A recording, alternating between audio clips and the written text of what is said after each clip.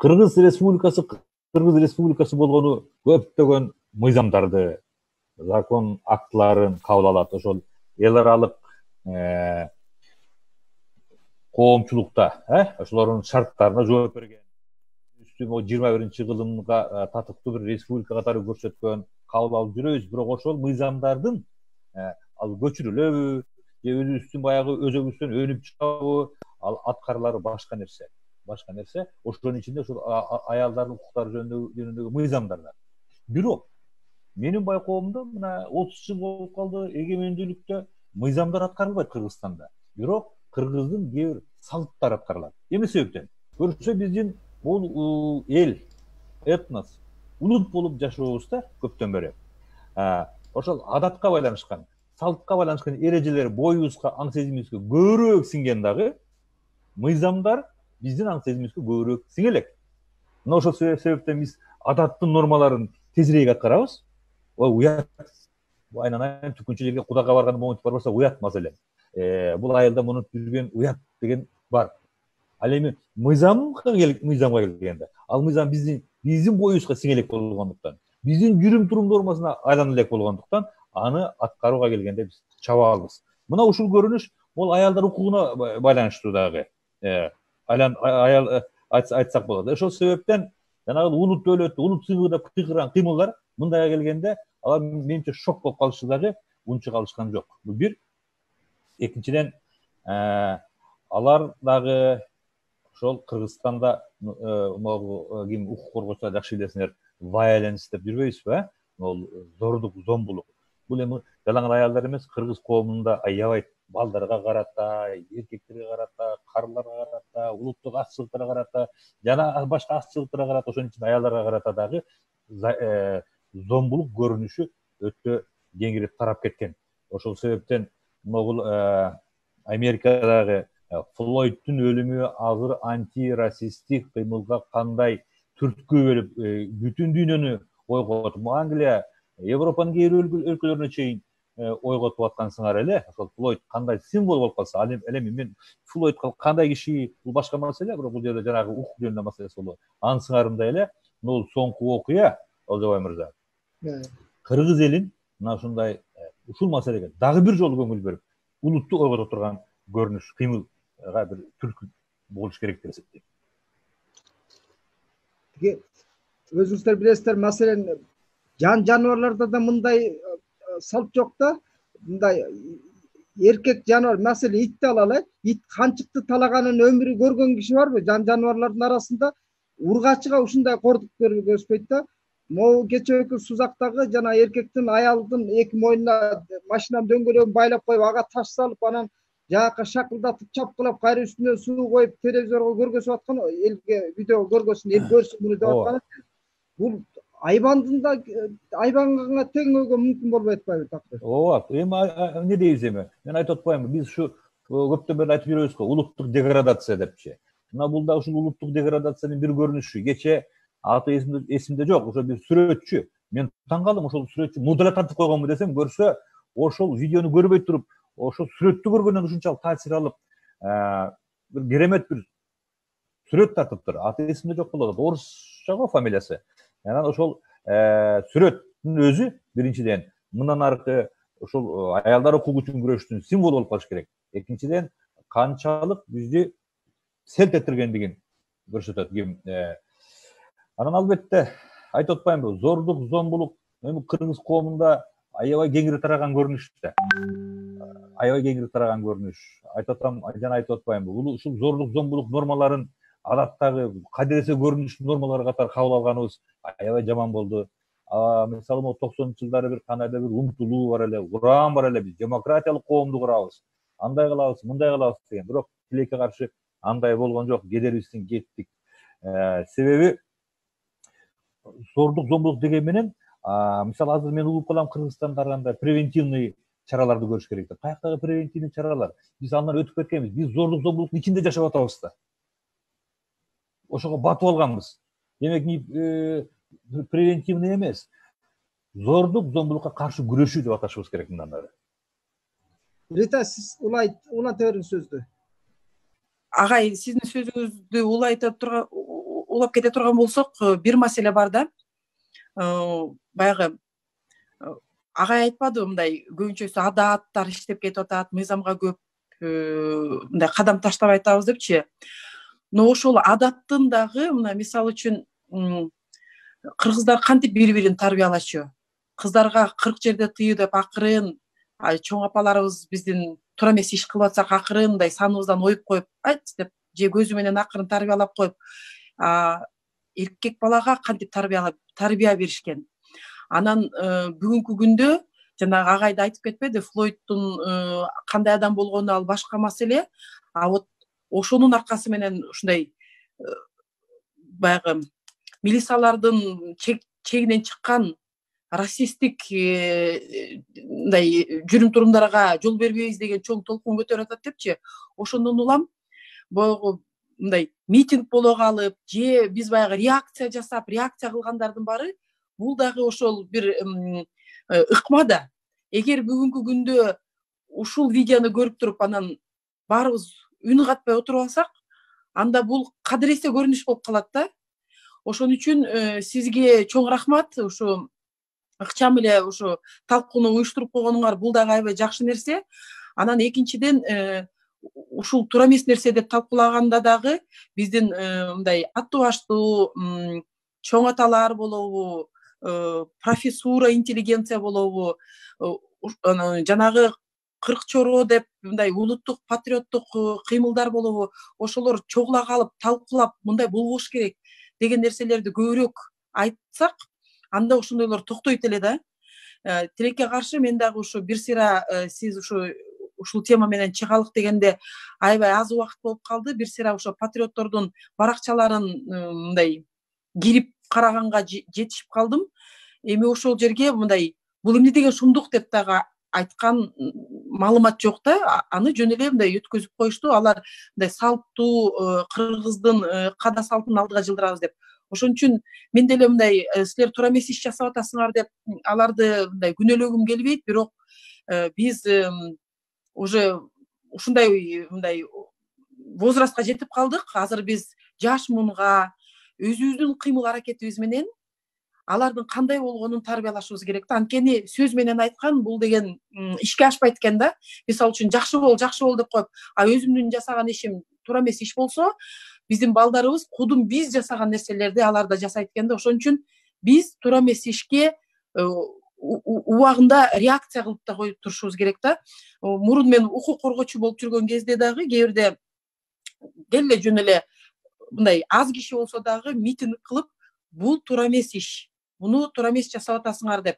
Мисалы үчүн мөңгүлөрдү сатып атканда дагы ашып кетсе 30 эле киши чыкканбыз. Но бирок сатпагыла, токтоткула деп айтып коюу дагы бул дагы мындай тарыхка жазыла турган нерселер да. Анан бул жерде баарыбыз унчукпай калганыбыз бул таптакыр туура эмес болмок. Социалдык тармакта ушу кыздар көтөрүп чыгып атканы мага аябай кубандырды. Ага айтып кеткен сүрөттү мен дагы дароо эле сүрөт болуп чыга калганына аябай сүйүндүм. Анткени бул ушу агай туура айтты, мындай кыйылтып деле айтпай эле ачыктан ачык зордук зомбулукка мындай чоң күрөш деген нерсени баштабасак, колдорун күйгүзүп, ысык суу менен куйкалап, 4-5 баласы менен сыртка чыгарып салып, алар балдары менен каяка барарын билбей жүргөн аялдар аябай көп. Алардын көбү мындай ачык дагы күрөшкө чыга албайт. Жада калса мындай сайтка илип коелук, сиз жөнүндө айтып десе, туугандарыбыз көрсө эмне дейт, эл көрсө эмне дейт, балдарыма дагы мындай ушу атаң ушундай зөөкүрүп эле деп айтат деп, балдарына даже ушу атасынын ушундай болгонун айткысы келбеген аялдарды көрөбүз.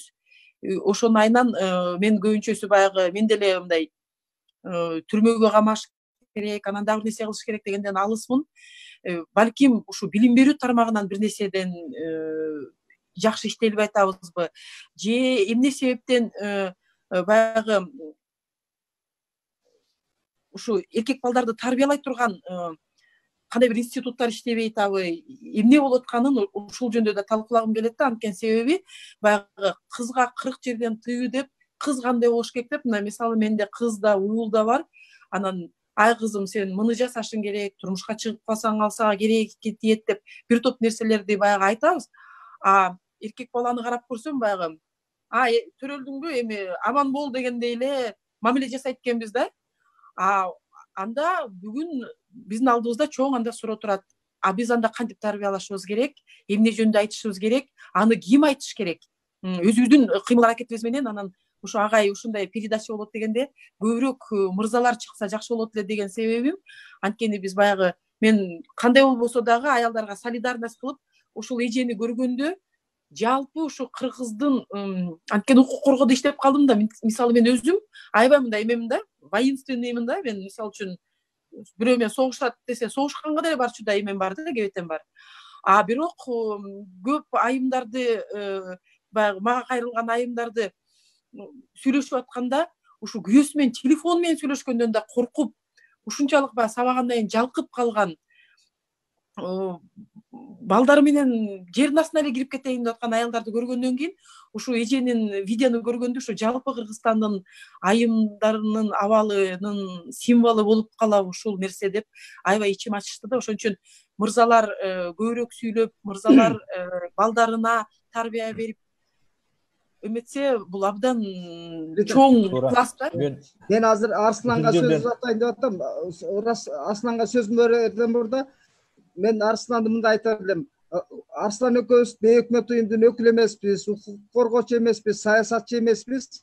Бирок баягы гуманист катары Кыргыздын көөнө тарыхын аңтарып анализдеп келаткан көрүнүктүү жазуучу катары биздин баягы этно катары калыптануубуздагы ошол ракурска кандай карар экен. Маселен, Рита жогоруда айтпадыбы, жана Кыргыздын кээ бир макал лакаптары бар. Ушу бүгүнкү күндө ошолорду ооз учунан айтканыбыз жарайбы, жарабайбы? Жана кызга 40 жерден тыюу же болбосо жакшы келинди дагы кайнененин камырынан деген түшүнүктөр бар да. Анан үй бүлө талкалайт турган кээ бир макал лакаптарыбыз бар. Тиги катын жолдо, бала белде дегенчи. Бизде азурутка бул мындай кесир сөз эмеспи? Үй бүлөнүздү талкалайт турган макал лакаптар. Ушул сөздү ушул жагына бурайын деп турдум элем. Мен жана сөзүмдүн башында айта кетпедимби? Биздин ол этнос катары калыптануу жолубузда дагы ошонун таасири, кайсыр бир деңгээлде саркындысы, могул улуттук кайра жаралуу деген шылтоо менен биз кайра ойготуп алдык. Кээ бир негативдүү көрүнүштөрдү дагы ойготуп алганбыз. Муну биз моюнга алышыбыз керек. Албетте кээ бир коомдордо ошол традициялык коомдун, салттуу коомдун кээ бир асыл-нарттарын азыркы 21-чи коомго мындай бир айкалыштырган көрүнүштөрдү да көрүп жүрөбүз. Аны да моюнга алыш керек. Маселен, мен ушуну Корейлердин, Сингапурга көп каттайм, мына ошол жердеги баалуулуктарында байкап калам. Бирок алар жанагындай атовисттик мүнөздө эмес. Бул коомдогу стабилдүүлүктү, ынтымактуу, мындай сак саламат баалуулуктарды колдоого багытталган нерсе да. Ал эми биздин жагдайыбызга келсек, тилекке каршы могул экономикабы, же деградациянын айынан тилекке каршы бизге тескери таасирин тийген баалуулуктарды кошо ойготуп алдык. Буга эми кандай кылып күрөшөбүз? Рита айымдын сөзүн улагым келип турат. Муну мектеп жашынан башташ керек. Анткени биз жаңы муунду калыптандырып атабыз. Аларга тарыхты, адабиятты, башка сабактарды кандай үйрөтсөк, укук маселесин, аялдардын укугу маселесин дагы бала кезинен үйрөтө жүрүшүбүз керек. Муну дагы көрүп атабыз. Могул Европанын мектептеринде маселен ошол укук маселеси, расалык укук маселеси, гендерлик тең салмактуулук маселеси, анан эч кандай бир мындай элөntөрөнү жок. Мындай жакшы деңгээлде, алгылыктуу деңгээлде үгүт болуп уюштурулуп аткандыгын көрүп атабыз. Демек, жаш муун ушуну кабылдап атат. Ал эми биздин жагдайга келсек, өтө аянычтуу жаңылык. Мен ушундай окудум го бүгүн, Бишкекте райондук соттордун биринде баягы 8 мартка байланыштуу чыккан аялдардын укугу деп чыккан кыймылдык, жөө жүрүштүн катышуучулар кармалып сот иши болгон экен дагы. Сот бул маселени милициянын пайдасына чечип коюптур. Катышуучу жана аялдарды, кыздарды, кыз келиндерге штраф, айып салыптыр.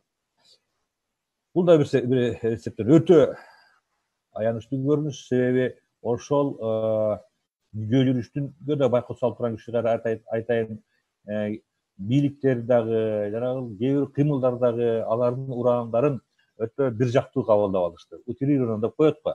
Маселен, айтат, мен келин болуп чай куйбайм деген жазып алып. Бул эмне деген деп. Эми муну мындай деп интерпретация кылыш керек. Бул ошол аялдардын укугу үчүн күрөшкөн кыз келиндердин бир робкий заявленияси. Мен могул коомдо тең жашагым келет. Бизге мындай карабагыла дегенден эле бир көрүнүш. Аны буквально сөзмө сөз түшүнбөш керек болчу. Тилекке каршы биз аны теңирден тескери, жанагы Озубайды окуйсуңбу? Биздин көргөн жанагы эски феодалдык доордогу ам сезимибиздин деңгээлинен карап алып, буларга тескери баа берип, мына бүгүн соттун деңгээлинде аларга айып салып, аларды андан ары чөгөлөтүп, эми карасаң, кечеги окуя менен бүгүнкү окуянын дал келип калгандыгын, аялдар укугу маселесине, аялдар кыймылына дагы бир жолу сок курулууда. Бир нерсени кошуп кетейин багай. Ошо тиги 8 марттагы жүрүш жөнүндө айтып калдыңыз. Мен да ошол жерде болуп кармалгандардын арасында болчумун. Негизи бул атайлап эле ошо бийлик жактан деле баягы бейөкмөт уюмдардын каралоо жагы бар да, анткени себеби ошол жерде милициялар деле турган. Мен ошо митингге баштала электе эле барып калып, талкаланган учурда барып калгам да, ошол жерде башына калпак кийген, беттерине маска тагынып алган балдар келип, кыздарды сабаганга чейин барып, колдорунда кагаздарын баарын жулмалашканда, а милиция бер жакта кармап турду да, ошо бир баланы кармабай, кыздарды чыркыратып гана көтөрүп кетишти. Дүйнөлүк мындай тарыхый 8 март эмне экенин деп окуй турган болсо, бул адам жөн эле аялдар өзлөрүнүн укугу жөнүндө айткан күн деп айтылат да. Ошон үчүн биз бүгүнкү күндө агай туура айтасыз. Билим берүү тармагыбызда аябай басаңдап кетип атат. Көп учурларда баягы мындай динге деле шек киргизгим келбейт, көбүнчөсү биз мындай уламыш эле кылгыбыз келип атат да, мындай китеп окубай эле бири-бирибизден укканды айтып, тигил айтты, бул айтты, ушундай болуш керек экен, мындай хадистер бар экен деп, анан аны кээ бирлер чала-бала угуп алып, ал хадисти өзүнө бурмалап. Мисалы үчүн, Бейиш апанын таманында деп коебуз. Анан ушу көчөкөдө мойнунда 2 дөңгөлөк илинип турган апанын баласынын да видеосу чыкты. Ушундай буркурап ыйлаптыр, апасын көрүп алып, дароо жетип барыптыр. Анан мен ойлойм да, ушу жалпы эле мындай кыргыздын мырзаларына кайрылгым келет да. Кызыңарды ушинтип турганын көргүңөр келеби депчи, же ушинтип басырмаланып турган айым кантип мен жигитмин, мен кыргыздын атуулумун деген өзүнүн мындай атуулдук бир мындай деми бар балдарды кантип тарбияласын деген деле маселе да. Ошондо дагы бир жакшы бир сөз бар. Улутту тарбиялагың келсе, кызды тарбияла деген бир башын кичине унутуп калдым.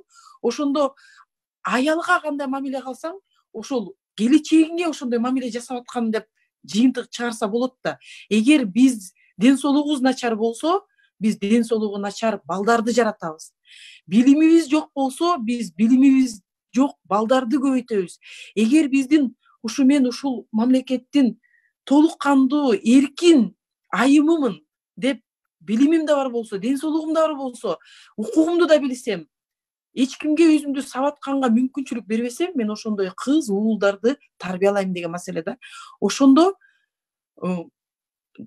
жубайын ушинтип сабап атып, кийин кыздары ошондой болуп калбайбы, балдарына кандай таасир тийгизет деген нерсени, бул биз айтабыз го бир нерсе болсо эле, жасап аткан нерсемдин баары бул келечек үчүн депчи. Биз чын эле кийинки муунга кандай мамлекет таштап кетебиз, кийинки муунга кандай башкаруу система таштап кетебиз, кийинки балдарыбыздын жашоосу кандай болот деп өтөбүз да, биз өзүбүздү деле билебиз да, мына бүгүн барбыз, эртең жокпуз депчи. Ошон үчүн бул айымдарга болгон мамилени, агай сиз туура айттыңыз, биз балким мамлекеттик деңгээлде, соттордун чечиминде, милициялардын болгон мамилесинде, өтө улуттук коопсуздук кызматынын болгон мамилесинде биз кайра оңдоп карап чыгышыбыз керек. Антпесек, биз мындай бир саясаттын аркасынан жүрүп атып, бул тармакка ар тараптуу жактан бейөкмөттөр минтип атат, анан тигилер тигинтип атат деп отуруп акырында улутту жоготуп алабызбы, келечекти жоготуп алабызбы деген чоң коркунуч да. Бул жерде белгилүү агартчуучу Асылбек Жодонбек кошулуп атат. Үй-бүлө институту боюнча бул дагы жагы тал канча какшап келатат. Келечек мунга тарбия берүү боюнча, билим тармагы боюнча. Аске сөз сенде, уланта бер.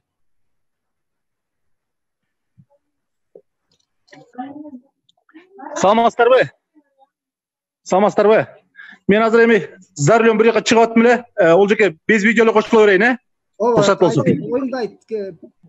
Саламатсыздарбы? Урматтуу замандаштар. Албетте, ол жерге ушул Рухеш сайтына, анан ол жерге сен өзүңө ушул жанагындай абдан коомдогу терс бир окуяга каршы карата ушундай бир лайф атайын уюштуруп, түздөн түз элге кайрылып аткан абдан бир жакшы көрүнүш. Анан эми көчөкү видеонун чындыгын айтсам, мен көрүүдө аягына чейин көрө албай койдум. Анан бул эми абдан бир аянычтуу нерсе. Албетте, ушундай окуя болгондо мына бүгүнкү күндө ошол ар кандай баягы интернеттин, онлайн платформалардын абдан күчтүүлүгү, көчөдөн бери баарыбыз жер сабап атабыз, ыйлап атабыз, сөгүп атабыз, башка кылып атабыз. Бирок тилекке каршы ушуна 1-2 күн болот дагы, анан кайра басаңдап, кийинки окуянын чыкканга чейин коом баягы тынчып калып атат да. Менин оюмча бул окуянын себеби менен эмес, биз натыйжасы менен тилекке каршы күрөшүп атабыз бүгүнкү күндөчү. Ошондуктан биз ар бирибиз мына Арслан агай тарыхчы катарында, жазуучу катарында, мына Рита айым бүгүнкү күндө билим берүүнүн өкүлү, ошол мезгилде укук коргоочу катарында, ол жеке сиз мына коомдук активист катарында, жазуучу катарында биз баардыгыбыз ошол ар күнү жасаган ишибизде болобу, сөзүбүздө болобу, ар кандай ой платформаларда биз муну билдирип, бул нерсенин баягы натыйжасы менен гана эмес, себептери менен күрөшүп, bunday жексурлукка биз дайыма бир каршы турушубуз керек. Андан тышкары мен мисалы үчүн ушул бизди азыр Facebook'тан, YouTube'тан жана башка платформалардан көрүп аткан биздин угармандарга, көрөрмандарга айтып кетет элем. Эми бул кичинекей жанагындай окуя болду. Баардыгыбыздын албетте жүрөгүбүздү солк эттерди. Бирок мындай окуя мисалы үчүн ар бириңиздерде, мисалы үчүн үйүңүздөрдө балким атаңызбы, байкеңизби, там келинби, кийин бирөө ушундай нерсени кошунабы, кошунабыздын аркы кошунасыбы, же болбосо аркы көчөдө жашаган адамбы, же таанышымдын таанышыбы, кыскасы ушундай нерсе болуп атса, биз бул нерселерге кайдыгер карабашыбыз керек. Эң негизги нерсеси мындай жырткычтыкка кол көтөрүчүлүккө, баласына болсун, аялына болсун, келинчегине болсун, жаштарына болсун, кол алдындагыларга болсун, ушундай жырткычтык мамилеге караса, таптакыр кандай бир деңгээлде биз мындай киришпөөчүлүктү, мындайча айтканда, орой айтканда согушту жарыялашыбыз керек да. Мындай нерсенин баардыгын тең ачыкка чыгарып, укук коргоочуларына кайрылып, биз кандай бир деңгээлде эмешибиз керек. Анан экинчи бир жагдай бар ушул убакта. Укук коргоочулар албетте бул биздин ушул милициябыз же болбосо башка укук коргоо тармагында иштеген мекемелер. Тилекке каршы ушул айрым статистикалар боюнча ушул именно милициянын арасында, мен бир таанышым өткөндө айтып атат, баласы ушул прокуратура кызматында иштейт экен, бирок абдан келинчегин мындай абдан сабайт экен да, абдан катуу. Көрүп атасыздарбы? Ушул тармакта да көп да. Ошондуктан алар баягы мындай асыресе көрүш катары караган учурлар бар, кээде кайдыгер караган маселелер бар да. Ошондуктан алардын өзүндө дагы кандай бир деңгээлде бул мындай адат катарында, көндүм катары көрүш болгондуктан дагы кайдыгер карашат да.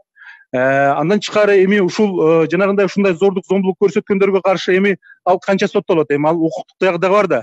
Ошондуктан кандай бир деңгээлде катуу жаза керек.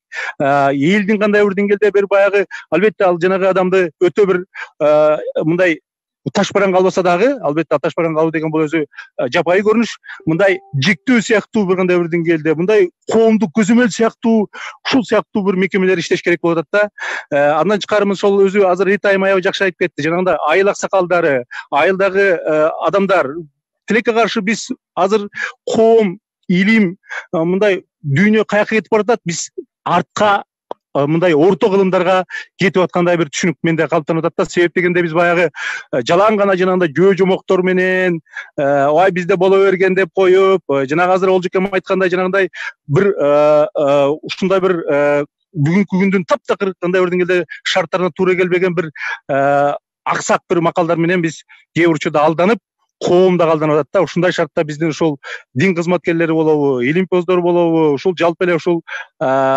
коомдук бир ишмерлер бул абдан жиктеп, бул окуяны кандай бир деңгээлде мындай жанагындай уттурумдук гана эмес, дайыма системалуу бир 10 жыл күрөшсөк, акырындап бир коомдо ушундай бир терс нерселерден биз арылат элек да, Олжеке. Менде бир кыстырма. Биз көп учурда кечээки эле окуядан эмес, жана кыз ала качуу сыяктуу зордук зомбулуктар толтура эле болуп атпайбы? Жалпы эле үй бүлө институту кыргыз коомунда талкаланып аткан жокпу? Ошо улуттук деградация бизге да баарын эле мамлекеттен көрөбүз, коомдон. Үй бүлө институтун кеп кылбай атабыз да, ата эненин орду баардык баягы уядан эмнени көрсө учканда ошону алат да балапанчы. Үй бүлөдө зордук зомбулук менен чоңойгондор көп болуп атат да. Акыркы тышкы миграция менен кеткендердин канча бала чакалары бөлөкөтөн үйдө чоңоюп калып атат, психологиялык жабыркануу менен чоңоет. 90-жылдардан кийинки чоң улуу апатты көрдүк, баягы деградацияга эл арактын түбүнө эле жалап калган бөт өлкөнүнчү.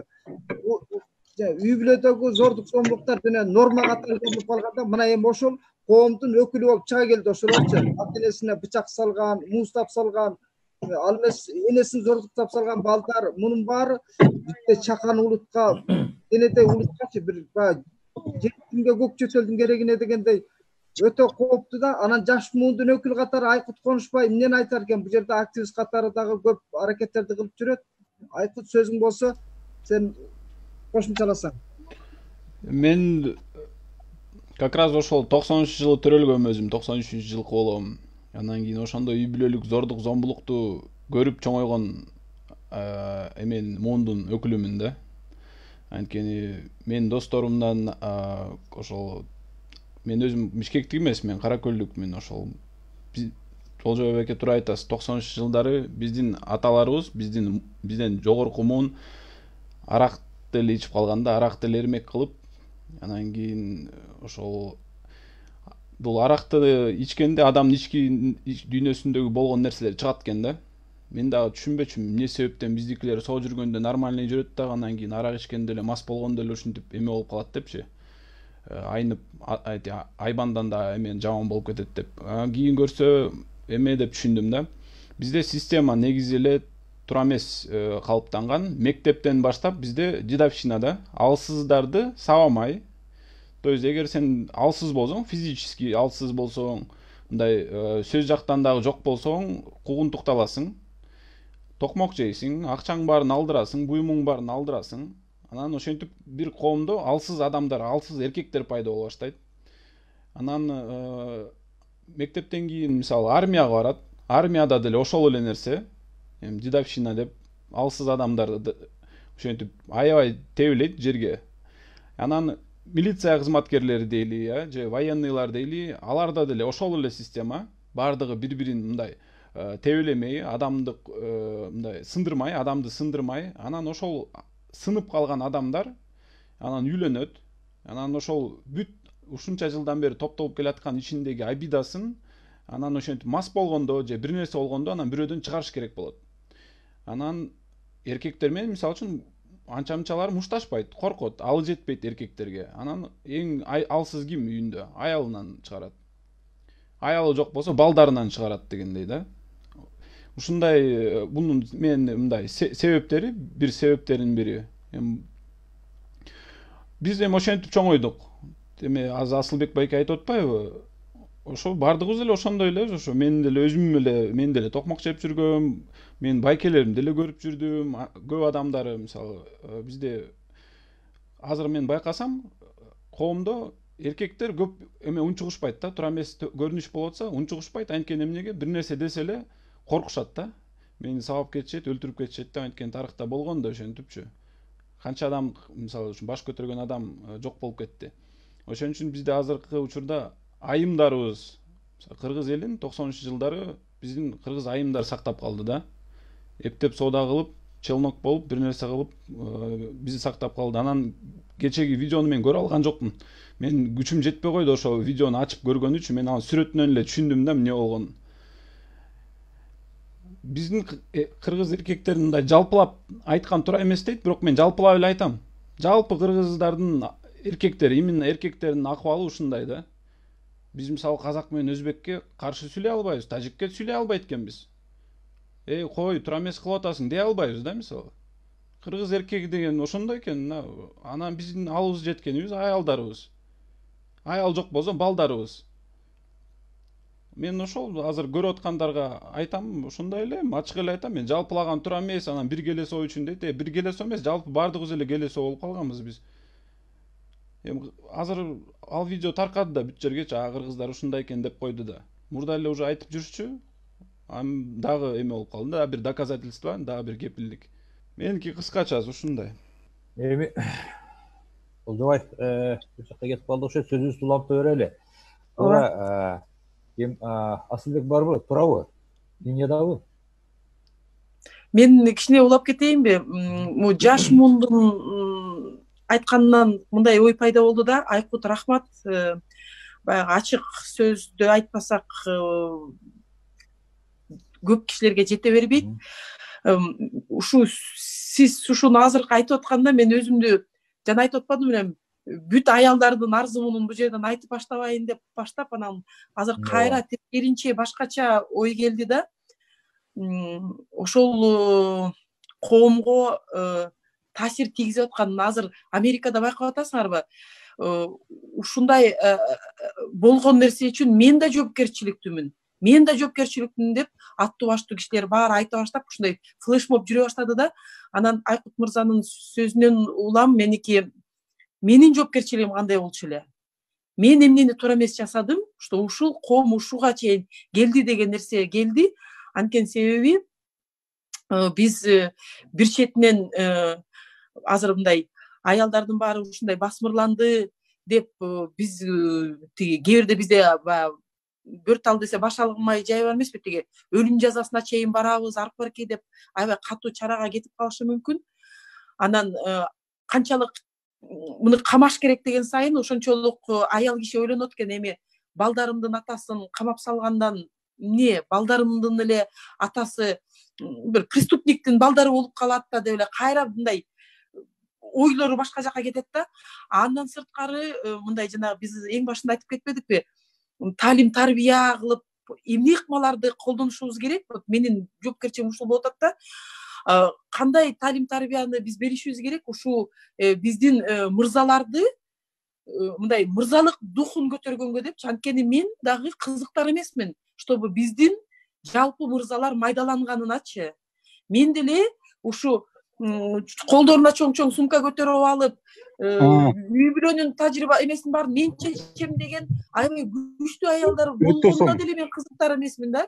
Мен ушу чоң аталарыбыздай болгондо төрүбүздө чоң ата отуруп, ал мындай көзү менен эле акырын тарбиялап коюп, чоң энелер акырын кыздарын санын чымчып коюп, ушундай бир мындай акырын тарбияны көрсөк деген эле маселени жылдыргым келет да. То есть биздин кыргыздарда жакшы ыкмалар көп болгон. Ошону эмне үчүн биз жакшы жагын алдыга сүйрөп, дүйнөгө кандай бир жакшы нерселерди тарката тургандай мүмкүнчүлүктөрүбүз бар. Биз ошону колдонбой, тескеринче зөкүрлүктү көрсөтөбүз дагы. Анан Айкут мырза айткандай майдаланып кеткенибизди көрсөтүп атканыбыз бул мага бир четинен ичимди да күйгүзөт, экинчиден жоопкерчиликти да колума алып, мен эмне кыла алам? Ушу биздин мырзалар дагы аттуу баштуу үй бүлөнүн башы болуп, коом үчүн, аялдары үчүн, балдары үчүн, келечек үчүн жоопкерчиликти мойнуна алышы алганга мындай мүмкүнчүлүктү түзүш үчүн мен эмне кылышым керек деген чоң бир ойго Айкут мырзанын сүйлөгөн сөзү мага аябай ушундай тийди. Рухсат берсеңиздер, мен бир ооз эме кошумча кылып коем ритайымга.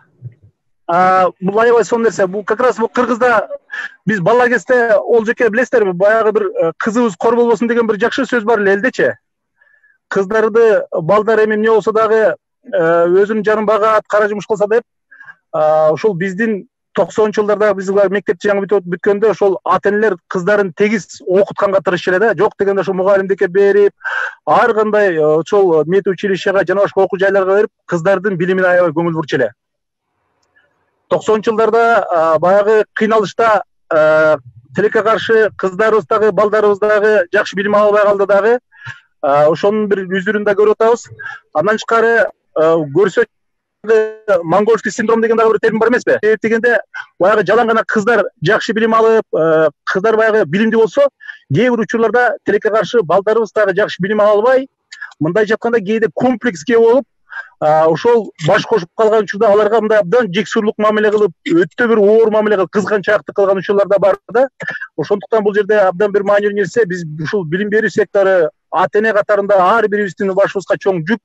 Бул биз кыздарыбызга дагы, балдарыбызга дагы бир үй бүлө баалуулуктары болобу, мындай билим алуу болобу. Эми азыр расмий билим алуу эмес, расмий эмес билим алуу керек болсо, университеттин билими жок болсо дагы өз алдынча изденип, жанагындай үй бүлөлүк бир маданият, үй бүлөлүк бир жүрүм турум эрежелер болсо, балдарда ошол калыптанат эле да. Эми балдар жанагындай болгондон кийин эми албетте жанагы баланын ыйлаганын көрдүк деп атат. Мен көргөн жок, көрө алган жокмун ошол видеону.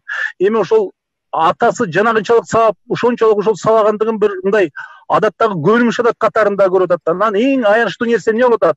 Ошол биздин замандашыбыз, карындаш ушул таптакыр мындай туруп берип, ушундай чыдамдуулугун көрсөтүп туруп берип атат да. Бул деген сөз бул дайыма кайталанып жүргөн, бул көнүмүш адат деген сөз да. Ошондуктан биз ошол кыздар болобу, баардык нерсебиз, мен жанагы сөздү дагы бир жолу кайталагым келет. Буга абдан бир кандай бир деңгээлде мындай келишкис мамиле кылып, бир күрөш жарыяласак болбойт да. Анан бул ишти ушундай окуя чыкканда эмес, дайыма жүргүзүшүбүз керек. Бул мен баардык угуучуларга, көрүүчүлөргө ушуну сунуштайм да. Рахмат силерге. Тилекке каршы ушул окуяга байланыштуу мындай республикалык деңгээлде кандайдыр бир реакция болду жок, мен билбейм. Эртен бери карап отурам, болгон жок. Ушул учурдан пайдаланып, ушул моменттен пайдаланып, бийликтер, өкмөт, президенттик бийлик жалпы аялдар маселесине, гендер маселесине, тең укуктуулук маселесине дагы бир жолу көңүл буруп коюунун бир удулу келип турган, тилекке каршы андайды жасай алган жок. Бул демек бул сөзүбүздүн башында баарыбыз айта кеттик. Мына Рита да ошону баса белгиледи, Асылбек дагы, мен да ошондон баштадым эле. Көрсө биз 21-кылымда советтик модернизацияга кеп келген улутубузду 21-кылымдагы жаңы улутка модернизацияга албай, феодалдык аң сезимди кайра түшө албадыкпы? Демек, өткөндө бирөө сурады эле менден, президент Жээнбековдун алдында эң чоң милдет деп. Эң чоң милдет эмне деп? Мен айттым эле. Улутту калыптандыруунун милдетин андан ары көтөрүү. Ошону аркалоо. Көрсө ошо улутту сак саламат. Мына бул Айкут инимдин айтканынан улам дагы бир ой келип атат. Көрсө биздин улуттун психологиялык, менталдык сак саламатындагы ойлошубуз керек экен. Илгери замандарда 80-жылдарда бир чоң эле окумуштуу, ал кийин Москвага кетип калды, улутту башка эле. Бул кыргыздар менталдык жактан оорукчан десе мен ардандым эле. Ушул улутка ушундай сөз тийгизип атабы деп. Ошонун көрүнүштөрүн көрүп атабыз. Жанагы ким айткан, Асылбек айткан, эркектердеги комплекс дагы бар керек болсо бизде. Ошонун баардыгын вайолент, зордук, зомбулуктан чыгарып атабыз. Көрсө, мындан ары аялдарга болгон маселе, тең укуктуулук жөнүндө маселе, зордук, зомбулукка каршы маселе жалпы улуттук саясат болуш керек экен. Улут деңгээлине көтөрүлүш керек экен. Ал дайым улуттук кайрылууларда, парламентке кайрылууда, жалпы улутка кайрылууда дайым ушул маселеге баса жүргүзүлсө, биз ошонун көрсөткүчү болот. Бул биринчи. Экинчи, мындан ары окуу программасында мына Асылбекке суроом бар. Ошол себептен мен жана башында айтып кеттим, Асылбек. Муну мектептен баштап, мектептин жанагы curriculum деп коет го, окуу программасынын бир катары. Себеби окуу мектепте Кыргызстандын атуулу калыптанып атат. Ошонун аң сезиминин, жүрүм турумунун бир бөлүгү болуш үчүн муну мектеп программасынан, мектептин деңгээлине дагы, бала бакчалардын деңгээлине дагы керек болсо карай турган бир чоң маселеге айланды деп эсептейм. Тиги Арсланга кыстырма, жанагы улуттун феодалдык түшүнүгүнөн арыла албай атпайбы улутчу? Анан курнамысчылдыкта абдан күч экен, өзгөчө эркектердечи. Эсиңерде бекен баягы Москвадагы мигрант кыздар, кыз келиндерди уруп соккон бир патриоттор деген кыймылда чыкты эле да. Мына биздики намыс десе ошондон ары кетпейт экенбиз да, кыздарды уруп соккон, башка улутка ошол кызганыч мамиле мененчи, ал адамдын тандоосу да башка улутка турмушка чыгабы, аны да трагедия кылып атпайбы, улуттук трагедия кылыпчы, башка улутка чыгып кетет аны муну депчи. Анан бuyакка үй бүлөдөгү зордук зомбулуктан сырткары дагы коомдогу ушундай түшүнүктөрдү жактаган коомдун алдыңкы деген өкүлдөр да бар да, саясий топтор, күчтөрчү ачык эле чыгышпады. Маселен, былтыркы жылы жанагы Жылдыз Жолдошова, Надира Нарбекова, ушул сыяктуу жана Талиева сыяктууларчы улуттук нарк населди коргоп элечек кийип чыгыпчы. Эмне үчүн ушундайда элечек кийип ошондо акция кылышпайт да, эркектердин намысына тие турганчы? Алар мындай айтканда зордук зомбулуктун жактоочулары болуп атат да. Биз ата баба ушинтип эле келген, анан баягы кыска 40 жерден тыюу деген түшүнүк бар. 50 жылда эл жаңгыдайт. Биздин түшүнүгүбүз качан жаңгырат, бир качан биз жаңы салт калыптайбыз, жаңы баалуулуктарды таңуулайбыз да, улутка жеткиребиз да. Анан эле баягы ата бабанын наркы экен, ата бабадан калган салт экен деп эле ушул бир 21-кылымга чейин эски чокойбузду сүрөп жүрө беребизби? Туура, эми озбай жакшы ойду айтып атасың. Мен да ушуга көп ойлоном. Качан бизден бир 21-кылымдын деңгээлине жооп берген кыргыздын ойчулдары, кыргыздын акылмандары кайдан чыгат деп. Себеби эмне себептен биз феодалдык сезимдерине кеп кылып калдык. Мына мен жарымда өттөн бери ушуну барактап отурдум эле. Постижение истории Тоймбини окуп отурам да. Ошондо ар бир коомдун алдында, ар бир улуттун алдында бир тарыхый чакырык, тарыхый бир вызов болот. Ана ошого кандай жооп берет улут? Улуттун дарамети канчалык? Ошол жерден билинет. Ошого берген жообуна жараша, дараметине жараша ал улут андан ары өнүгөт деп. Тилекке каршы 21-кылымдын башында биз ошондой алысты көрө билген кемеңгер адамдарыбыз жок. Кемеңгер адамдарыбыз үн катпай аткан үчүн ушул акыбалга кеп келип отурабыз. Демек, бул сен айтып аткан маселе Олжобай. Качан ошол адамдар чыгат деген дагы азыр көрсө, мына бизге тарыхтан берилген бир вызов, тарыхый вызов болот, тарыхый чакырык болот. Ага кандай жооп беребиз? Муну ойлонобуз, баарыбыз чоң ойлонушубуз керек. Аслан мырза, мына кемеңгерлерди төбө басты калып атпайбы? Убагында Салижан Жигитов улуттун кемчилигин айтып сындаса, нигилисттешчү, элге душман дечи, мына Отунбаева сындап чыкты эле да. Мен ал кишини айтар элем, тарыхый миссиясын аткарды да, себеби Аксакалдар институту унчукпай отурат. Аттуу баштуунун баары караламан калктын төбө бастысынан калып отурат да. Ал Роза Отунбаеваны моралдык, психологиялык жактан сындырганга аракет кылышты да, жөн эле бир музыку, бир таламын талашкан. Болбосо Отунбаевачалык улутта агартууга мээнет кылган кимиси бар экен, кайсы эркек бар экен, жанагындай жайлоодогу билим берүүнү өнүктүрүү, бала бакчаларды өнүктүрүү. Кыргызстандын түп кыдырып, ошол агартуу жаатында аял киши болсо да, ошо ишмердүүлүгүн акыркы соңку бир жылдардан бери ошол агартуу жагына арнап келатат. Ошончолук улутка кызмат кылбагандар, мындай айтканда кыгына кылсай албагандар Отунбаеваны жөн эле басып чыгылышты да, баягы феминалдык кыймылга бир колдоо пикир билдирип койгон үчүнчү. Ал эми ошол неме улуттук музейдеги көрсөтмөдө деги эле өмүрүндө музей искусствосу эмне экен, театр искусствосу эмне экенин билбегендер бакырып чыкты да, жөн эле ошол жерде ыйык жайды коргогондойчу, улуттук намысты бетке карманыпчы. Мына биз ушинтип улуттук намысты коргоп калдык да. Мына майдаланганыбыз улуттук деградация, ошол улутту бетке карманган чайкоочу топтор арбын болуп атат да. А кемеңгерлер кантип анан ушундайда кебин айтат да? Жалтак кылып алып. Бир кошумча кошуп кетейинби? Негизи кандай көйгөй болбосун биз чыга турган жолун издешибиз керек да. Анан азыр ушу агайлардын баарын угуп отуруп, менин жоопкерчилигим эмне деген нерсеге келип атам да. Мен эмне кыла алам?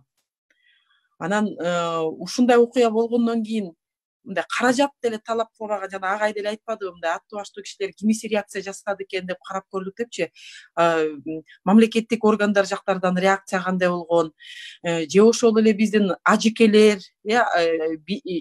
тиги диний кандай бир аттуу баштуу кишилер, профессура, университеттин алдыңкы профессорлору, анан ошондой кишилер мен жоопкерчиликти мойнума алам, мындай нерсе мындан ары болбош керек.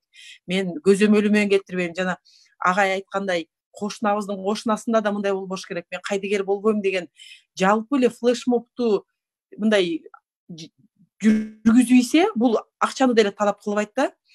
Ошондо биз бүгүнкү күндө биз мисалы үчүн деген биз дайыма шайлоо менен жашап келебиз да. Мына шайлоого бир сыйкырчы келе калып эле эртең Кыргызстанда оңдой коет депчи.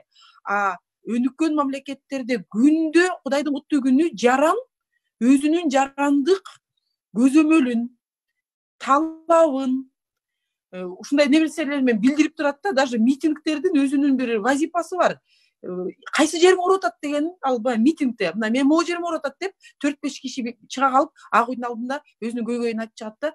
Ошондо эч кандай акча талап кылбаган эле ушундай флешмобторду баягы күнү мындай тажадым дегенге окшош эле мен жоопкерчиликти мойнума алам, мен мындайга жол бербейм деген нерсени эле аттуу баштуу кишилер баштап кое турган болсо, бара бара мен ойлойм бул дагы жанагы кызга 40 жерден тыюу деп айтпасак дагы коомду кандай бир кыргыздар уникалдуу эл экен. Биз кээде айтабыз го, мындай Индияга барсак анда санда жерде же Турцияда деле демелери светофорлору аябай аз да, но бирок ошо машина айдаган маданияты кандай калыптанган билбейм. Айдап баратып эле тиги кишини өткөзүп анан тиги буну өткөзүп эле бири-бирине башын мынтип чайкап коюп эле бири-бирине кагышканын деле көрбөйсүң да. Мен ошо каалайт элем да, ошо башка өлкөдөн кыргыз деген ким деп келгенден кийин биз ушундай ар бир жаран өзүнө жоопкерчиликти алып, бири-бирибиздин мындай кашыбызды мынтип бири-бирибизди тарбиялап койгондо да ушундай көзүбүздүн кашыбызды мынтип койсок эле башкаларды түшүнүп калгандай болуп, эң акыйкат башкаруу системаны булар калыптандырыптыр. Билбейм кандайча бир муундан башка муунга эмелери таалим тарбиялары өтөт. Мынтип эле көздөрү менен эле мынтип коюп эле бири-бирин башкарып коюшат экен, сонун нукка түшүп калышат экен, бири-бирин угуп калат экен деген нерселерди кайра жандандыргым келет да. Ошо ар бир жарандын ушу бул туура, бул терс мамиле, бул туура мамиле деп өзүбүздүн оюбузду билдирип коюп турсак, бийлик дагы коркуп калат эле да. Мынакей элдер карачы, тиги маселеге баары көтөрө калышты. Бул туура эмес экен. Тиги маселени баары колдоп атышат. Туура кылдың. Рахмат сага мамлекет, ушуну туура кылып атасың деп. Ар бир атул ушу бир дагы болуп аткан туура же туура эмес маселени, тем более бүгүнкү күндө технология жактан ар түрдүү социалдык тармактар да бар. Өзүбүздүн кичинекей эле видео тарта коюп туруп эле хэштегин кое коюп эле жанагы биз ыргесенди узаткансып бири-бирибизге узатып, сен да ошентип жазып кой деп турсак, мен ойлойм бул дагы биздин илгертеден калган, атадан балага кете турган ушу жарандык активизм, эмен активизм деп айтсак да бул тиги батыштын баалуулуктары деп айтып калбасын, ушу кыргыздын нукура мындай таалим тарбиясын берген бир жолу болуп калат беле деген азыр ойлонуп атам да. Ошо кандай жол менен алдыга жылышыбыз керек депчи. Анткени себеби көбүнчөсү айтат, мындайларды камаш керек, аны тигинтиш керек деп. Ал иштебейт экен кыргыздардачы. Даже өлүм жазасын киргизебиз десе дагы бул иштебейт.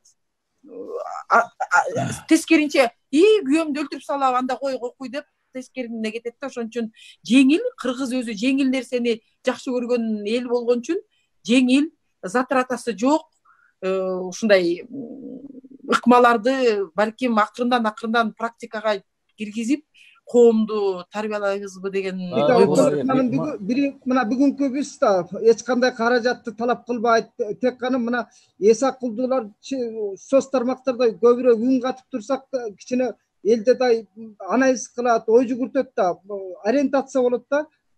Арслан, сизде сөз. Айтайын дегеним ушул болчу, Олжобай. Мен айтайын деген ойду айтып койдум. Мына ушул жерде дагы өзүнчө бир аянтча болуп атат. Ушуну баштап атабыз. Мунун аягы кандай болот? Себеби ушу жаңылыктардан угуп атам. Жанагындай зордук, зомбулук көрсөткөн эркек кармалыптыр ушу жергиликтүү РОВД тарабынан. Бирок аял байкуш ой ага эч кандай доом жок, дооматым жок деп арыз жазып берген имиш деген жаңылыктарды угуп атам. Мына демек биз мунун артынан түшүшүбүз керек. Эгерде ошол аялга окшоп биз дагы кечирип койсок, анда биз коом кечирген болуп калабыз. Албетте, ал эркектен ал жерде атып салыш керек дегендер да болот. Бул зордук, зомбулукка кайра зордук, зомбулук менен жооп берүү. Биз ага да жол бербешибиз керек. Ошон үчүн мынагу агартуучулук ишти Олжобай өзүң Асылбек, Рита алып жүрүп атасыңар. Ушул агартуучулук иштин канатын кеңейтишибиз керек. Башка жол жок. Анан дагы бир жолу айтам, Асылбектен жооп күтүп атам жанатан бери. Ушуну мектеп программаларына киргизүү жөнүндө бир кандайдыр долбоорлор, ойлор барбы, жокпу деген суроо бар да менде.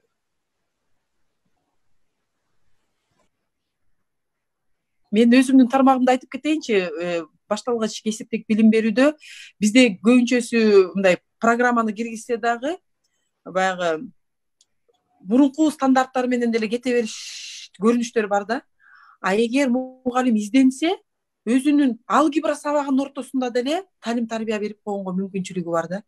Геометриянын ичинде деле берип койгонго бар. Анткени ошол жерде критикалык ой жүгүртүү, өзгөчө жана адабият сабактарында кайсы каармандардын аркасынан эмнени көрдүң, эмне бактылуулук кайдан пайда болот экен, бактылуу даже биз деген эмнени коюшубуз керек да. Жана Финляндиянын билим берүүсүн карай турган болсок, эң чоң билим берүүнүн максаты баланын бактылуулугу дегенди укканда, мен биринчи башыма батпаган нерсе болгондо, бул кантип бактылуулукту кантип өлчөп алабыз деген нерсе болупчу. Анткени көнүп калган да башыбыз бир нерсени өлчөш керек, натыйжалуулукту өлчөш керек депчи. Ошон үчүн биз дагы бүгүн ошо программаларыбызда кандай бир эркиндик да берип, мугалимдерибиз менен тажрыйба алмашып, теңди тең окутуу деген бири-бири менен сен кантип өтөсүң, моундай жакшы нерсең болуп атат, ал эмненин негизинде ошондой болуп атат деп көп жакшы нерселерди биз жакшы жагын айтып жайылтсак да жакшы болот эле да.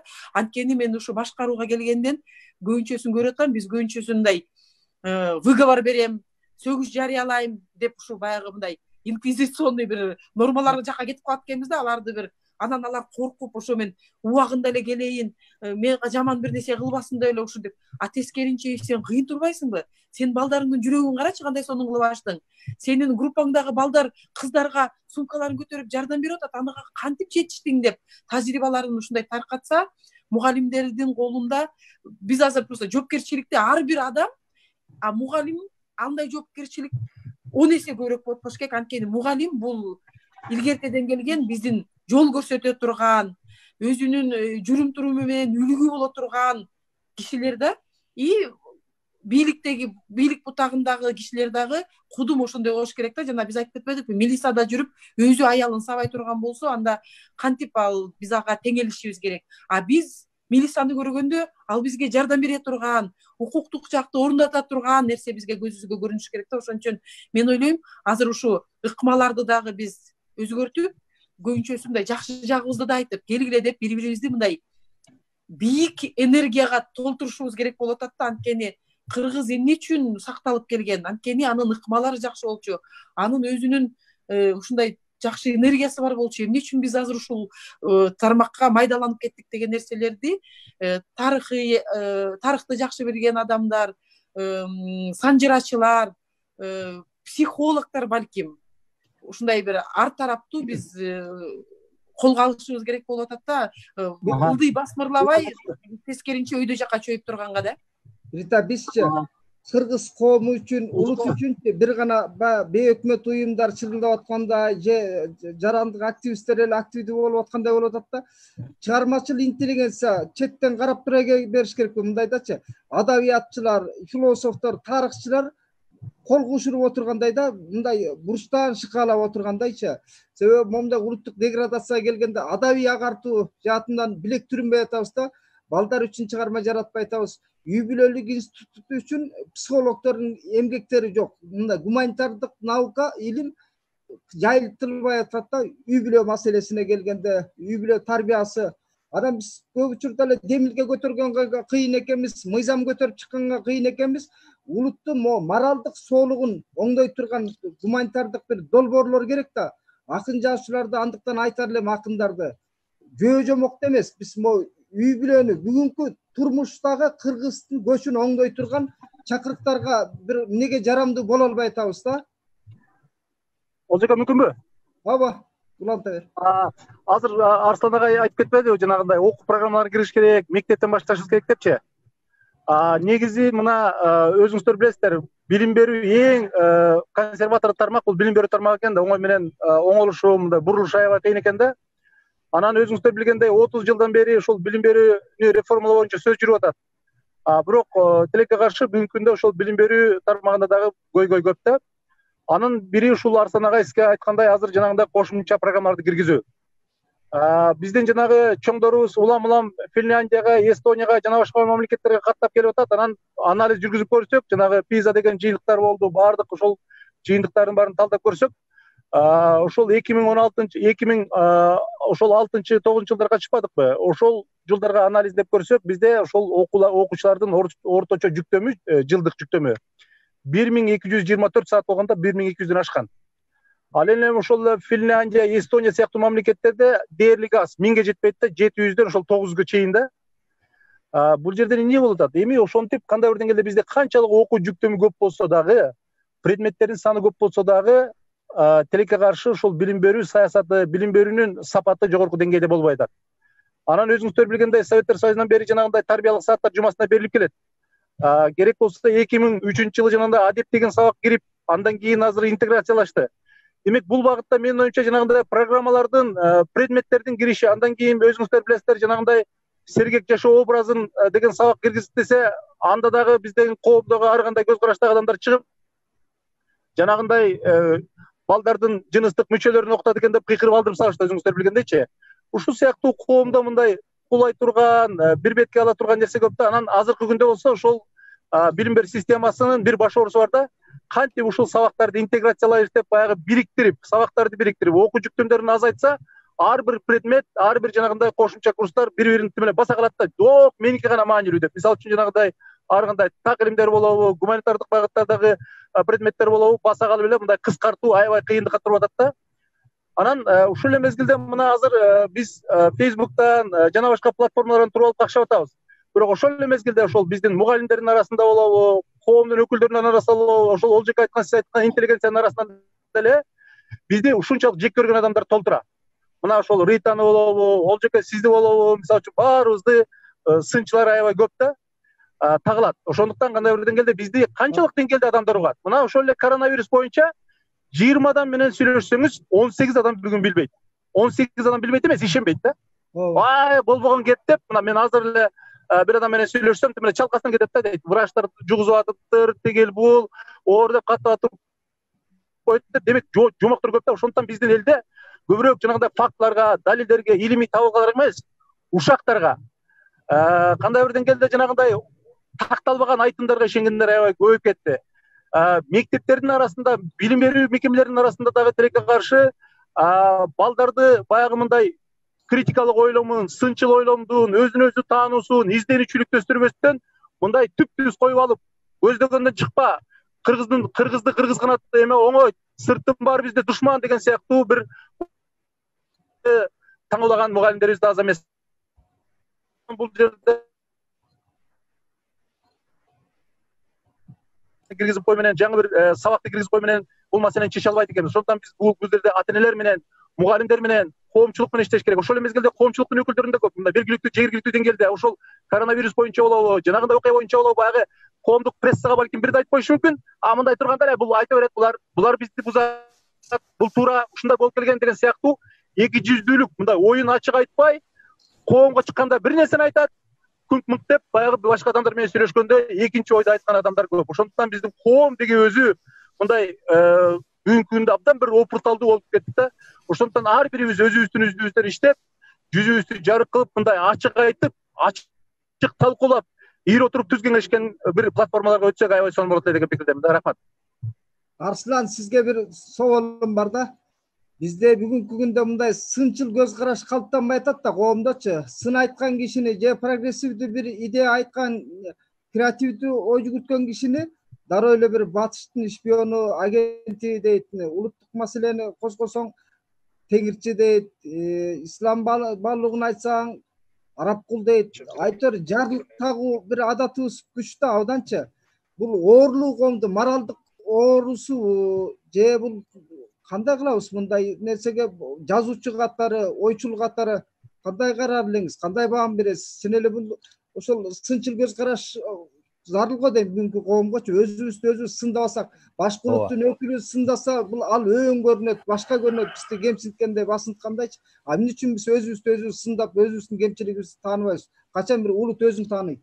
Туура, бул сөзгө кошулам. Акыркы учурда силер айтып аткан көрүнүштү мен да байкап ушундай жыйынтыкка келип жүрөм. Тилекке каршы акыркы учурда, могу 2010-жылдардан кийин болжолдоп айтканда, ушундай көз караш күчөп кетти. Өзүбүздүн жолубузду табабыз. Кыргызга батыштын моделин алып келбегиле, батыштын үгүтүн алып келбегиле, же болбосо араб дүйнөсүнүн үгүтүн алып келбегиле дегендей. Бирок ошол эле учурда өзүбүз ошол орустардын үгүт сферасынын таасиринде калганыбызды дагы моюнга алып коюшубуз керек. Кайсы бир деңгээлде мен муну эми орустарды жамандабайм, бирок орустардан да көрүп кетем. Себеби жана айтып атпайбы, фейк ньюс, тиүү дегендердин баардыгынын мастери ушул орус туугандарыбыз тилекке каршы. Ал эми туура могу 90-жылдардагыдай бизде бир улуттук силкинүү болбой атат.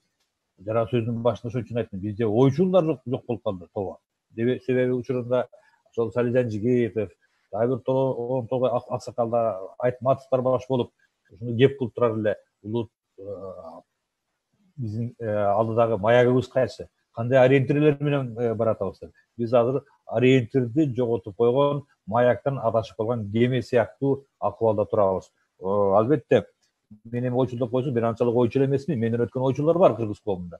Бирок ошолордун баардыгы унчукпай отурганы, жалтак болуп отурганы кооптондурат.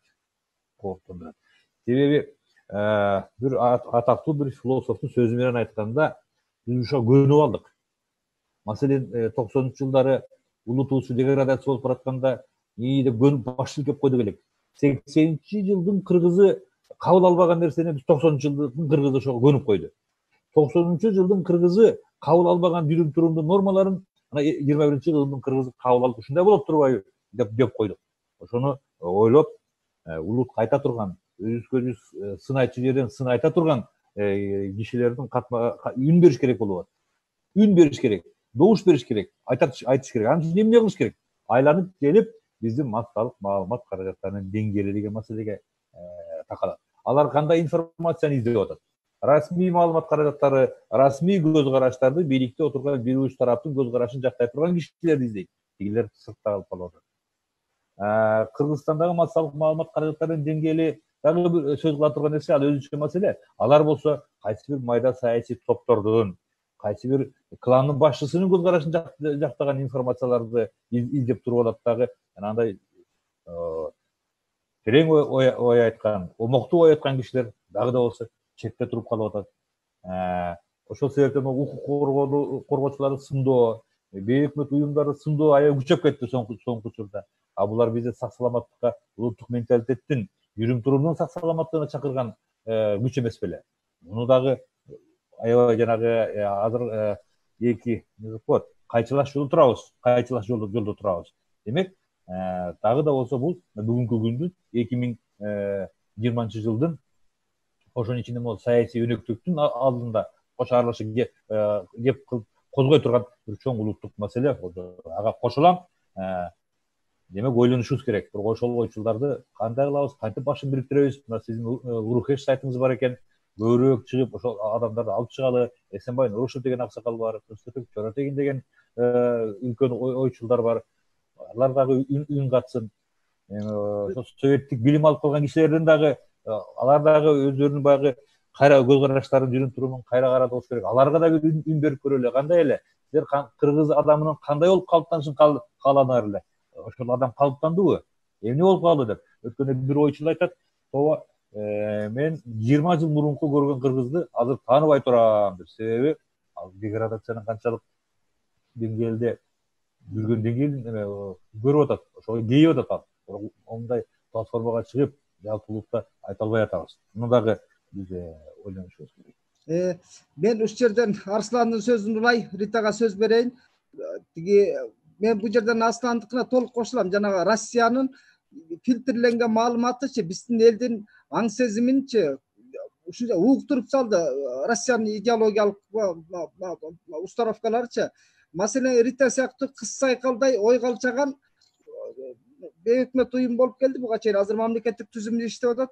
Жөн эле улутка желмогуз көргөзүштү да булардычы. Бейөкмөт уюмдардын ишмердигин сындаган симилер маалымат каражаттары, журналисттер, коомдун алдыңкы өкүлү деген журналисттер, ушу Кара Саартова сыяктуу, Клара Сооронкулова сыяктуу эң ийдиректүү, креативдүү ой жүгүрткөн кыргыздын урпагын жөн эле кыргызга душман кылып көргөзүп атышпайбы? Тиги шпион бейөкмөт уюмдун өкүлдөрүнчү. Мындай айтканда, Рита болбосо күч органдарындагы же болбосо прокуратурадагы жана адилетсиздиктерди кайсы күчтөр көтөрүп чыгат эле? Интеллигенция өкүлдөрү жараган жок, оппозиция демиш болгон күчтөр туруктуу күрөшпөйт экен андай мамлекеттик түзүмдөгү адилетсиздиктер мененчи.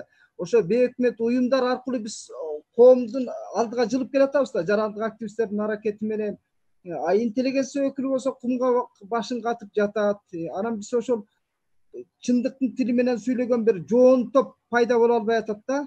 Жоон топ боло тургандарды башынан ылдый жугундугуй эле тебелеп жатып калмай, улуттун душманы, бул батыштын агенти дегенчи. Биз кыргызды бүгүнкү күндө ушул түшүнүктөрдөн арылтышыбыз керек го. Ошол түшүнүктөрдү тамырын жулушубуз керек да. Бейөкмөт уюмдар болбосо көрөт элек, биз коңшу өлкөлөрдү көрүп атпайбызбы? Бейөкмөт уюмдары жок. Ушул эле Россияны карайлы. Россиянын мыйзам долбоорлору бүгүнкү кыргыз парламентинде ишке ашып атат да. Канча ошол булардын ишмердигин тыюу салган, жанагы бийлик формасын кайра өзгөртүү боюнчачы. Мунун баары Россиянын долбоору болуп атат да. Биздин могу улутчул топторду дагы ультра улутчулдардын колтугуна суу бүрккөндө Россия болуп атат, чындап келгендечи. Себеби аларга курал болуп берип атат да.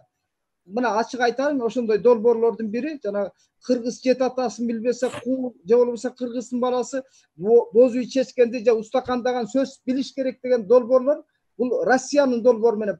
Себеби дүйнөлүк башка таанымды көргөзгүсү келбейт. Буларчы улуттук баалуулукка эле чапкенедей жабыштырды дагы дүйнө таанымыбызды монтип кысып атат да. Биздин ошол жанагы ашкере улутчулдардын улуттук сезими менен ойноп атат. Жоңгана ошол адамдын дүйнө таанымын кеңитпей эле ошол улуттук баалуулукка жабыштырып койду. Бизде фокус болуп калды булчу.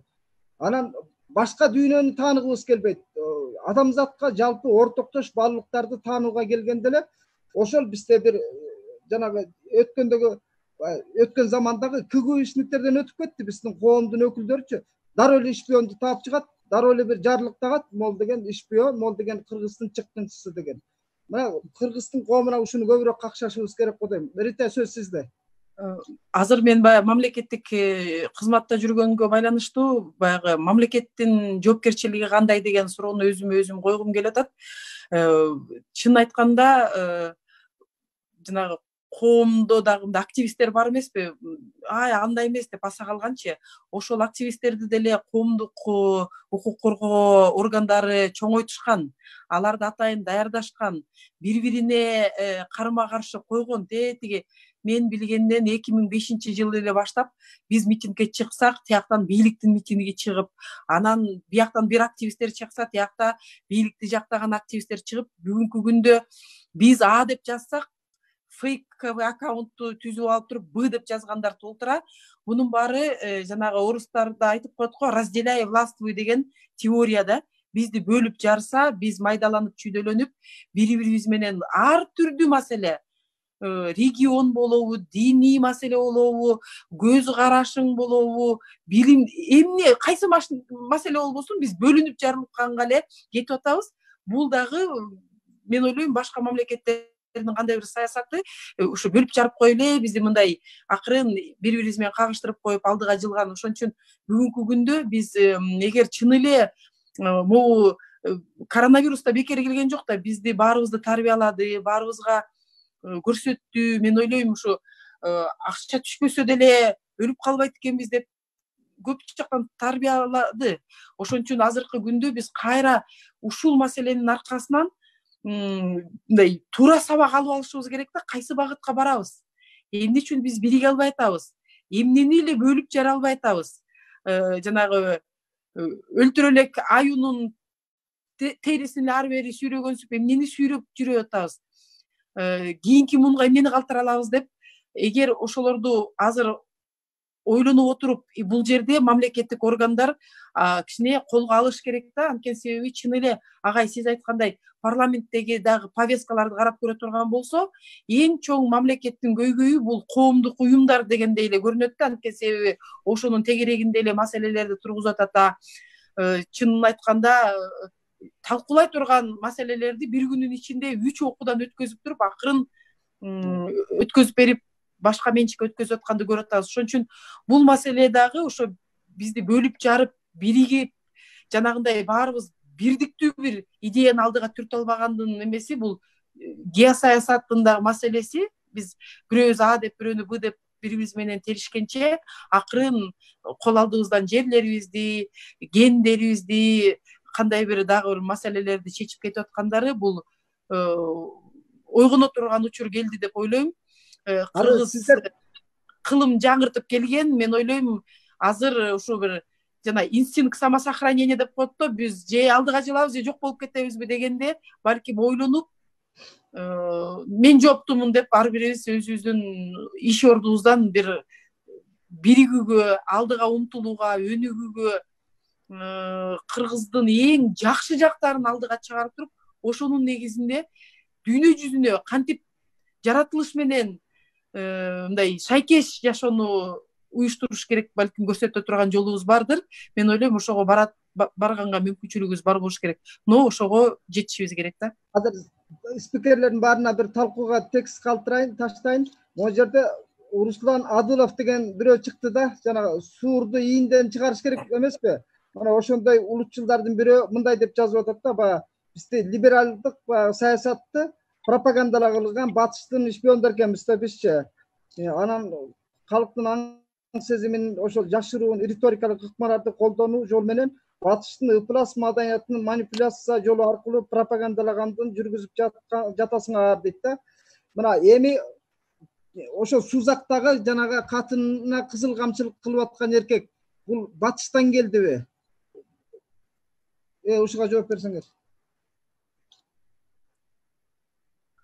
Ой, мен деле бир нерсени көп айткым келбейт, анткени себеби 10 жыл укук коргоодо жүрүп, көп учурларда ошо күйөөсү менен аялы урушуп келгенде дароо эле келгиле соттошуп деп отурбай эле ажырашсаңар дагы, өзүнчө жашасаңар дагы, балдарыңарды орто жерге салып, балдарыңарды сенин атаң мындай, апаң тигиндей деп кыйнабай, цивилизованный бир ажырашкандан кийин деле ооба атаң, апаң экөөбүз жашаганбыз, ушундай кандай бир нерсенин аркасынан жашабай калдык, өз жолдорубуз менен кеттик, но бирок сенин атаң аябай мыкты болгон, сенин каныңда мыкты адамдын каны жүрөт деп ушундай болгон бир жакшы нерселерди, дүйнөдөгү эң жакшы практикаларды алып, анан өзүбүздүн кыргыздын жакшы нерсесине чаптап туруп, алдыга жылышыбыз керек болуп атат да. Анткени себеби мен деле азыр улутчулдарды мындай кана алар чыккан жок деп мындай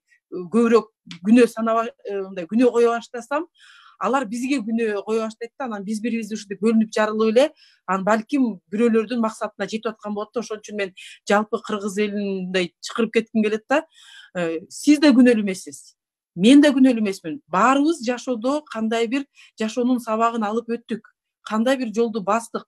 Бүгүнкү күндө келгиле баарыбыз алакандай болуп, мындай бир кичинекей Кыргызда баарыбыз бир муштум болуп, эң жакшы практикаларды ишке ашырып, эмне үчүн кичинекей кыргыз эл кылым жаңыртып келген, мындан ары туура багытты тандап, бири-бирин уга билип, жакшы маданияттарды, үй бүлөлүк када салтты туура салып, ушундай алдыга умтула албайбыз. Анткени себеби биз баарыбыз бала деп жашап келебиз. Биз ошонун баары балдарыбызга таштап аткан мурас. Балдар биздин жашоону көрүп алып туруп, ошону кылат да. Мага келген баягы зордук зомбулукка кабылган аялдарга мен биринчи эле суроо бергенде сурайм: өзүңүздүкүндөй тагдырды кызыңызга каалайт белеңиз десем, жок деп чыркыя кишет да, ийилет жөнөчү. Анда сиз өзүңүз бүгүнкү күндөн баштап өзүңүздү өзүңүз колуңузга алып, кандай кесипке ээ болгуңар келсе келе окуу жакка барып, белиңизди бекем бууп, но кандай бир укуктарыңарды билип, алдыга коркпой, үркпөй алдыга умтулушуңар керек. Анткени сизди көрүп алып, сиздин кызыңыз да ошондой болот деп ошого үйрөтөм да. Бирок жанагы кама бийиш керек, анан аларды дегенден деле алысмын. Анткени себеби аял өзү мындай боорукер болуп, ушу балдарымдын да атасын ушинтип саламбы деп бир жолу кечирип коет экен, анан ошол көнүмүш адатка айланып кеткени ошондон да. Койчу, элдин оозуна калам, эл эмне дейт, аял жакшы, эр жакшы деп коет, анда менден деле балким кетип атканбы деп көп күнөөлөрдүн баарын өзүнө алып алат да. Анан кичине чыдап коеюнчу, бүгүн болбосо эртең эсине келер деп ушинтип отуруп, анан акырында ден соолугунан ажырап, кыздары дагы көрсө үй бүлөлүк саясат ушундай болот турбайбы деп, кийин кызы дагы сабаганга мындай кадыресе көрүнүштүү карап калат да. Ошон үчүн биз баарыбыз бүгүн бир муштум болуп, бири-бирибизди күнөөлөбөй ойгоно турган учур келди. Мен айтчу сөз айттык, мен жыйынтыктап коеюн, өзүмдүн сөзүмдү, жыйыным бар эле менен дагы бир. Жана айткандай, Кыргызстанда, кыргыз коомунда жанагы эле ошол аялдарга каршы эле зомбулук эмес. Айкут эnem айтканда муну баарыбыз билебиз. Мектептерди көрүп да жүрөбүз. Мектептерде зомбулук, балдардын арасында зомбулук, армияда зомбулук, жумуш орундарында зомбулук керек болсо, ошол абийдин ичинде эле зомбулук бар керек болсо. Бири өйдөсүндө, бири кичесинде, бири кызмат абалынан пайдаланып бирөөнү басынтып дегенде ар кандай түрлөрү бар. Көрсө кыргыз коому ошо өнүгүүнүн ориентирлеринен адашыппы. Көптөн бери, кыйладан бери зордук зомбулуктун, айтып атпайсызбы, коррупциянын кучагында деп. Коррупция кандай болсо, кыргыз коому эгемендүүлүктү жарыялагандан бери эле зордук зомбулуктун кучагында жашап атабыз. Демек биздин мындан аркы уран ушул болуш керек деп эсептейм. Зордук зомбулуктан кутулушубуз керек. Зордук зомбулуктун баардык формаларына каршы күрөшүш керек. Жанагы сөзүңдү колдойм, Олжобай.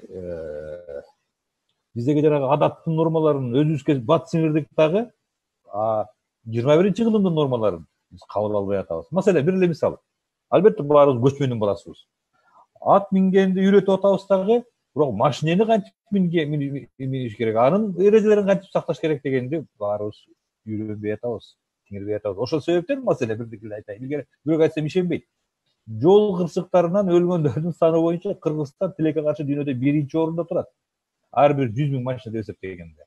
1-чи орунда. Бул бетке чүркөө боло турган көрүнүш. Бул жылына 1000 киши өлөт. Бул Афганистандагы өлүп аткан америкалык жокейлердин санынан дагы көп. Ошол эле учурда биз машина айдаганды үйрөтпөйбүз дагы. Анан кантип ат миниш керек, атты кантип чабыш керек, койду кантип согуш керек деген баягы илгерки өзүбүз көнүп алган эрежелерге аябай жармашып алганбыз. Мындан албетте мен улуттук баалуулуктарда, улуттук ада салтта чаңым келбейт, таңым келбейт. Бирок 21-кылымдагы салттуулук менен жаңычылдыктын айкалышуусун баарыбыз интеллигенция биринчи кезекте ошонун формасын табышыбыз керек. Асылбек көптөн бери иштеп атат ушунун үстүндө. Ушунун үстүндө баарыбыз баш катырбасак болбойт. Как раз Аслан, биз бүгүн саат кечки 8-де жаңыча жашоо форма модели жөнүндө сөз кылабыз. Ишкер белгилүү Табыл Эгембердиевдин иниси Жумадил Эгембердиев, Бекбосун Бербашев менен каалоочуларды чакырабыз. Биз азыр жыйынтыктайлы, анда ар бир спикер эмне деп айтат? Рита, Айкут, Асылбек чыгып кетти окшойт. Эми мен азыр ушу талкуудан кийин өзүм отурдум. Мен жазып койдум бул жерде. Мен жооптумун деген хэштегти баштап коеюн деп атам. Ар бирибиз Кыргызстанда болуп аткан абалга жооптубуз. Ошондо кандай бир ушундай реакция кылганды дагы жок дегенде ошо социалдык тармактарда көрсөтүп коюп турсак, бийликке мына момунча киши ушуга кандай бир реакция жасады дегенди үйрөнүп алдыга жылдыралык деген ой болуп атат да. Эми бул эң эле баягы эч нерсе талап кылбаган эле бир реакция да. Рахмат. Жакшы болот. Хэштегти кабыл алабыз. Мен да бир хэштегти Ритага сунуштайын деп атам. Рита, мындай кылсак болот да, биз улутчул болуш керек ар кимчи, бирок рационалдуу улутчул болсок да, сынчыл көз караштагы өз кемчилигибизди тааныган коомдо бир улутчулдар кыймылын түзбөйлү. Себеби улутчулдар десе кырк чорону түшүнбөсүн, жана улуттук баалуулуктар менен чайкоочулук кылгандар эмес, улутчул сезимдегилерди аң сезимдүү, билимдүү, креативдүү, сындын тили менен, только чындыктын тили менен сүйлөгөндөрдү улутчул деп таанысак кандай болор эле да? Ушундай хэштег кылсак. Мейли, баштайлык. Мындай кыймылдарда түзсөк болот, партияда түзсө болот да улутчул. Себеби бизде улутчул десе эле жанагы жармаш патриотторду улутчул деп түшүнүп калдык да, биз да патриотторду. Рахмат агай. Ошол жерге балким ыргытабыз, ооба. Бул өзү жакшы идея Олжобай. Себеби могул 21 кылымдын башында турсак дагы кыргыз өзү улутпу, улут болуп калыптандыбы деген дагы маселе дагы эле актуалбы. Муну да илгери советтик философтор талкуулашчу эле. Кыргыз социалисттик улутту калыптандыбы, негизи кыргыз улут болуп калыптандыбы деп. Жок, улут болуп калыптанбай, мына бүгүнкү кебетебиз ушундай. Бирок ушундай бир кыймыл баштасаң жакшы болгон турат. Буга ар кандай ойлор, түрдүү пикирлер айтылат. Тарыхчылар, философтор, журналисттер, укук коргоочулар, дагы башка тармактардын өкүлдөрү катышып, биздин жанагы 21 кылымдагы улуттук ориентир жөнүндө талкуу болсо эң жакшы, эң жакшы. Буюрса ошондой аракеттерди да кылабыз. Тиги бул жерде мен тилектеш Клара Сооронкулова деген кыз сайкал бар. Рита отурат. Биз азыр бүгүндө кыздарды алдыга салар заман келди да. Эгер 21 кылымдагы Кыргыздын 50 жылда эл жаңы дегибиз келсе, улутта кыз келиндерди алдыга салган салтты калыптандырыш керек да. Саясий маданиятты калыптоочу. Маселен, шайлоого чыксак, кыз келиндерди качан алдыга салганды үйрөнөр экенбиз. Кыз келиндерге бир бийлик, мен жакында макала жаздым. Аял айлампа, эркек пирамида дегенчи. Айлампа дегенибиз аял заттын табият берген, буйруган жөндөмү мындай экен да. Үй бүлөдө баласы бирөө майып болсо дагы, бирөөсү лидер болсо дагы, эненин сүйүүсү баарына бирдей да. Бул психологиялык аныктамада. Ал эми эркек пирамида болот экен да. Бул дайыма үйдө балдардын кимиси лидер болсо, ошого артыкчылык берген, ошо өзгөчө камкор көрөт. Анан коомдук институттарда калыптанганда деги эле мамлекеттик түзүмдө ошол аялдардын саясатка аралашуусу дагы бир тең салмактуулукту, аялдардын жаратылыш берген ошо тең салмактуулугун биз пайдаланат элек да. Анан эле шагыраган эркектер саясатка чыгып алып атпайбызбы? Тизгин бергибиз келбейт, үзөңгү жарышка чыгаргыбыз келбейт аял затынчы. Анан аял затка болгон басым кысым вай биздин улут алдына салбайт го. Андыктан аял затты колду тизгинди берип коюш керек. Мен үй бүлөмдө бир салт бар да, элге ачык эле айткым келет. Катынга баарын карматып коюш керек да. Келинчекечи. Бизге подкаблучник дейт эмеспи? Колдон келсе аялды алдыга салган биз маданиятты калыптандырышыбыз керек. 21 кылымдын мырзасы болобуз десекчи, качан феодалдык, патриархалдык психологиясы менен уруп, согуп, басымдык кыла беребиз. Рита, давай, жатпагыла, силер андан көрө кыймылдагыла, биз бирдеке площадканы кенендетебиз. Ошол улутчулдар кыймылын түзүшүбүз керек. Рационалдуу улутчулдар керек да. Туура. Рахмат агай. Барыңарга жакшы рахмат. Ол жобай ишиңе келик, Рита, ишиңе келик. Айкы Тениме, молодец, жакшы. Ушундай болду. Жакшы. Рахмат, убактыңыздарды бөлгөнүңүздөргө, алтындай убакыт бөлдүңөр. Чарбачылыгыңарга ийгилик, коомдук ишмерлерге андан бетер ийгилик.